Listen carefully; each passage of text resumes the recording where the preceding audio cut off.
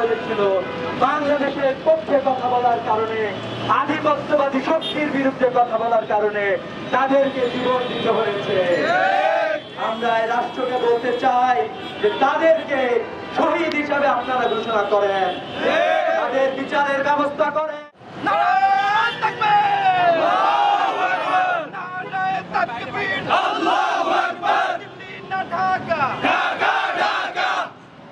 আসসালামু আলাইকুম প্রিয় ছাত্র ভাইরা, প্রিয় দেশবাসী, আমরা আজকে আমাদের ভাইয়ের হত্যার বিচারের দাবিতে প্রাইভেট বিশ্ববিদ্যালয়ের শিক্ষার্থীদের সাথে একাত্মতা পোষণ করছি।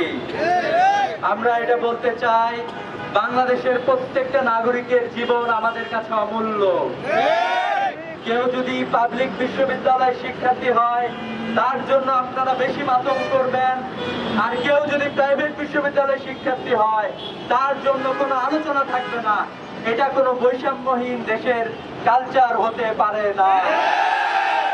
দেশের পক্ষে কথা বলেছিল, বাংলাদেশের পক্ষে কথা বলার কারণে, আধিপত্যবাদী শক্তির বিরুদ্ধে কথা বলার কারণে তাদেরকে জীবন দিতে হয়েছে।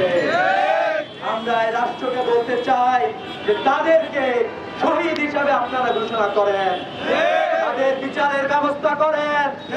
যদি আপনারা না করতে পারেন তাহলে পরাজিত অপশক্তিরা বাংলাদেশের সম্প্রীতি নষ্ট করার জন্য সব ধরনের আয়োজন তারা করবে। এখনো সবাই গ্রেফতার হয় নাই, আমরা গ্রেফতার করার জন্য জোর দাবি জানাচ্ছি। সেই সাথে আমরা বলতে চাই যে বাংলাদেশের মধ্যে যারা ভারতের দালালি করছেন তাদেরকে আমরা হুঁশিয়ার উচ্চারণ করতে চাই।